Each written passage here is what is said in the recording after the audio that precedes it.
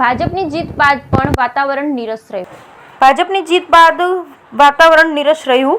મંગળવારે જાહેર થયેલા લોકસભા ચૂંટણીના પરિણામમાં દેશમાં ભાજપને અપેક્ષા મુજબની સફળતા ન મળવાની અસર શહેરમાં પણ જોવા મળી હતી. દક્ષિણ ગુજરાતની તમામ બેઠકો પર ભાજપના ઉમેદવારો બમ્પર વોટથી જીત્યા હોવા છતાં કાર્યકરોમાં ઉત્સાહનો માહોલ જોવા મળી ન હતો. ઉધના મેઇન રોડ પર આવેલ ભારતીય જનતા પાર્ટીના કાર્યાલયમાં ચૂંટણી પરિણામ જોવા માટે માત્ર થોડા કાર્યકરો જ જોવા મળ્યા. સાથે જ કોંગ્રેસ કાર્યાલય પર પણ મૌન છવાઈ ગયું હતું. એક્ઝિટ પોલના ડેટા બાદ ભારતીય જનતા પાર્ટીના કાર્યકરોમાં ખુશીનો માહોલ જોવા મળી રહ્યો છે. મંગળવારે સવારે મતગણતરી શરૂ થઈ ત્યારે ભાજપના કાર્યકરોને ભાજપની બમ્પર જીતની આશા હતી, પરંતુ જેમ જેમ મતગણતરી આગળ વધતી ગઈ અને વલણો બહાર આવવા લાગ્યા તેમ તેમ કાર્યકરોની ઉત્સાહ પણ ઓસરી જવા લાગ્યો. ચૂંટણી પરિણામ જોવા માટે ભાજપ કાર્યાલયમાં મોટી LED સ્ક્રીન લગાવવામાં આવી હતી, પરંતુ નિહાળવા માટે માત્ર થોડા જ કાર્યકરો હાજર હતા.